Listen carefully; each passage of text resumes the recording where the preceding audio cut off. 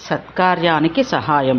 1945 మార్చి April ఆ ప్రాంతంలో తమిళ భక్త విజయంలో ఉన్న విఠోబా జ్ఞానేశ్వర సంవాదానికి తెలుగు అనువాదం రాశాను కదా. అప్పుడు ఒక చిత్రం జరిగింది.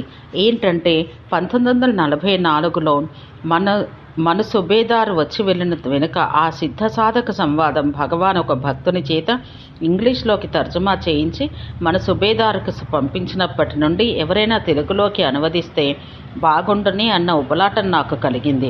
సుబ్బరామయ్య, వెంకటకృష్ణయ్య ఇక్కడికి వస్తే భగవాన్ సన్నిధిలోనే వాళ్ళని అడిగాను, నీవు తమిళ్ బాగా మాట్లాడగలవు కదా, ఎవరి చేతనైనా తమిళ్ చదివించుకొని నువ్వే రాయడం సరిగాని ఇంగ్లీష్ నుండి రాస్తే బాగుండదని ఆ పని నాకే అప్పగించి చక్కా పోయినారు. భగవాన్ అది గమనించి ఒక దినం మురగనారతో పై విషయమంతా నా ఎదుటే చెప్పారు. సాయంత్రం భగవాన్ బయటకు వెళ్ళిన సమయంలో మురగనారు నన్ను చూసి, అమ్మ, భగవాన్ ఇప్పుడు చెప్పిన మాటల ధోరణి చూస్తే భాషా విషయంలో నీకు చేయవలసిన పని ఎంతో ఉన్నట్లుంది. తమిళ్ నేర్చుకోరాదటమ్మా, ఇతర భాషలైతే నేర్చుకోమని చెప్పను, కానీ భగవాన్ సహజంగా రాసేది మాట్లాడేది అరవన్లో కదా, అందువల్ల అది నేర్చుకోవాలని అంటున్నాను అన్నారు.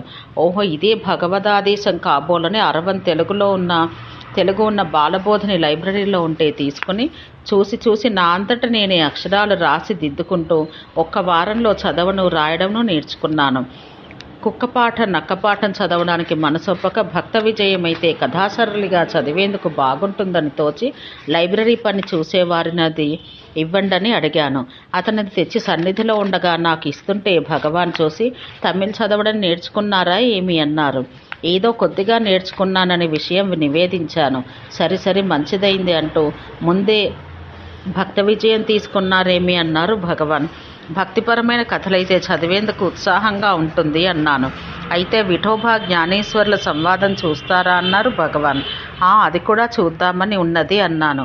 అయితే సరే, ఈ పుస్తకం ఇలా ఇస్తే ఆ భాగం చూపుతాను అన్నారు భగవాన్.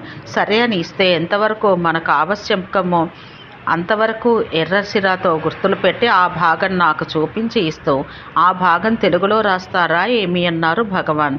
ఊరికే చూద్దామని తీసుకున్నానే కానీ రాయడానికి అర్థం కావద్దా అన్నాను.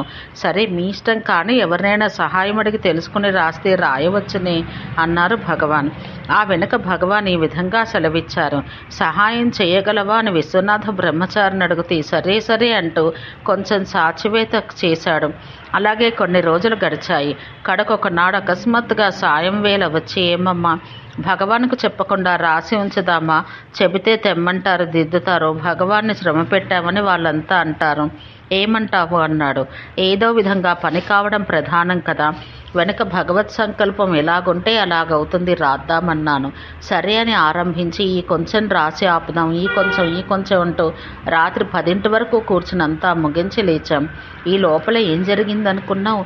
అది శుక్లపక్షం కావడం వల్ల ఐరోపియన్ స్త్రీ పురుషులు కొందరు వెన్నెల్లో గిరి ప్రదక్షిణానికి వెళ్ళాలని బయలుదేరి 8 గంటలకల్లా భగవాన్ వద్దకు వచ్చి దోవ తెలిసిన వారు ఎవరైనా తోడు పంపమని వేడుకున్నారట. ఎవరినైనా తోడు పంపమని. భగవాన్ సమీపస్తులను చూసి ఇంగ్లీష్ తెలుసును కనుక విశ్వనాథాన్ని పంపితే బాగుంటుంది, పిలవండోయ్ అన్నారట. ఒకరి వెంట ఒకరుగా వెళ్ళి పలాకొత్తులో వారుండే కుటీరంలో చుట్టుపక్కల చూసి వచ్చి లేడన్నారట. ఎక్కడికి వెళ్ళాడో అని భగవాన్ అంటే ఎవరికీ తెలియదనే జవాబు. ఆ వెనక రమణపురంలో సాధారణంగా ఆయన వెళ్ళే అన్ని ఇళ్లకు మనుషులను పంపి ఎక్కడా లేడని అనిపించి వారికి వేరెవరినో తోడిచ్చి పంపారట భగవాన్. రాత్రి 10 దాటిన వెనుక విశ్వనాథుడు తన బసకు వెళ్తే పక్క కుటీరంలో వారు పై సమాచారం అంతా చెప్పారట. ఆ విశ్వనాథులిక చెప్పక తప్పదు కాబోలనుకుంటూ బ్రాహ్మీ ముహూర్తంలోనే లేచి భగవాన్ సన్నిధికి వెడితే చూస్తూనే, ఏమోయ్, రాత్రి ఎక్కడికి వెళ్ళావు, టౌనుకా అన్నారట భగవాన్. లేదన్నారు వారు. మరెక్కడికి వెళ్ళావు? వీరంతా రాత్రి రమణపురం అంతా వెతికారే అన్నారట భగవాన్. నాగమ్మ ఇంటికి వెళ్ళానన్నారట వారు. ఓహో, అలాగా, నీవంతగా అక్కడికి పోయే వాడక లేదని వీరెక్కడ చూడలేదు. అయినా అంతసేపు అక్కడే ఉన్నావా? ఏమైనా చదువుతున్నారా ఏమి అన్నారట భగవాన్. ఇంకేం చేస్తాడో, యథార్థం చెప్పక తప్పలేదు.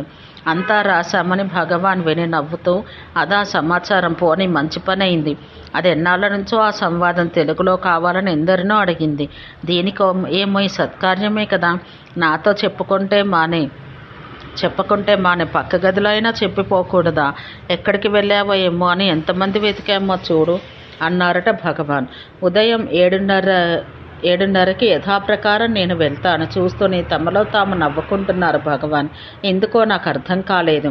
నమస్కరించి లేవగాని, ఏమి విఠోబా జ్ఞానేశ్వర సంవాదం రాత్రి రాశారటగా అన్నారు భగవాన్. నేనేమీ చెప్పక నివ్వెరపడి నిల్చున్నాను.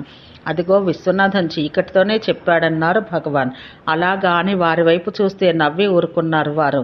అంతా రాయడం అయిందా ఏది అన్నారు భగవాన్. అయింది, కానీ చిత్తుగా ఉన్నది. సాఫీ రాసి తెస్తానన్నాను. సరే, దానికేమి, అలాగే చెయ్యండి అన్నారు భగవాన్. భగవాన్ బయటకు వెళ్ళిన సమయంలో విశ్వనాథ బ్రహ్మచారి రాత్రి జరిగిన సమాచారం అంతా చెప్పి, గుట్టుగా రాద్దామంటే బట్టబయలైందమ్మా. భగవాన్ని ఏమర్చడానికి ఎవరి వశం? శ్రీవారే తెమ్మంటున్నారు కనుక భయపడవలసిన పని లేదు. సాఫీ రాసి తెమ్మని తగిన సహాయం చేశాడు. భగవాన్ సాఫీ రాసి తెచ్చేంత వరకు అయిందా అంటూ అడుగుతూ తెచ్చి ఇచ్చిన వెనుక తప్పులు దిద్ది ఇచ్చారు. ఆ వెనుక లేఖల ప్రథమ భాగం ముద్రణలో అనుబంధంగా అచ్చయితే మంచిదని భగవాన్ సెలవీయడం, నీవందుకు అంగీకరించడం మొదలైనవన్నీ నీకు తెలిసిన విషయాలే. భగవాన్ సత్కార్యాలకు ఇదే విధంగా సహాయం చేస్తూ ఉంటారు సుమా.